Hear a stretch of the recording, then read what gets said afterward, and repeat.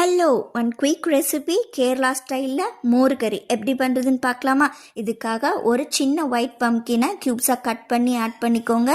காரத்துக்காக green chilli, கொஞ்சமாக water, கொஞ்சமாக டர்மரிக், இதெல்லாம் நல்லா ஒரு இலக்கி விட்டுட்டு நம்ம மூடி போட்டு வச்சு வேக வச்சு எடுத்துக்கலாம். சைட் பை சைட் இதுக்காக ஒரு கோகோனட் பேஸ்ட் ரெடி பண்ணணும். அதுக்காக 2 குழிக்கரண்டி கோகோனட், கொஞ்சமாக ஜீரகம் ஆட் பண்ணி நல்லா பேஸ்ட் மாதிரி அரைச்சி இதில் ஆட் பண்ணி வச்சுக்கலாம். ஆஃப்டர் தட் நம்ம சைட் பை சைட் இது நல்லா கொதிச்சதுக்கு அப்புறமா நல்ல கட்டி தயிரை அரைச்சி இது நத்து ஆட் பண்ணிக்கணும். அதில் அப்போது ஆட் பண்ணும்போது ஸ்டவ்வை ஆஃப் பண்ணிடுங்க. அந்த பாத்திரத்தை எடுத்து வேறு இடத்துல வச்சுக்கோங்க. அது தாளிக்கிறதுக்காக கொஞ்சமாக வெந்தயம், கடுகு, கருவேப்பிலை, வரமிளகா, சின்ன வெங்காயம், பூண்டு, கொஞ்சமாக பெருங்காயத்தூள், காரத்துக்காக கலருக்காக கொஞ்சமாக நம்ம மிளகா பொடி ஆட் பண்ணியிருக்கோம். இதெல்லாம் கொட்டி சாப்பிட்டு பாருங்கள், சூப்பராக இருக்கும்.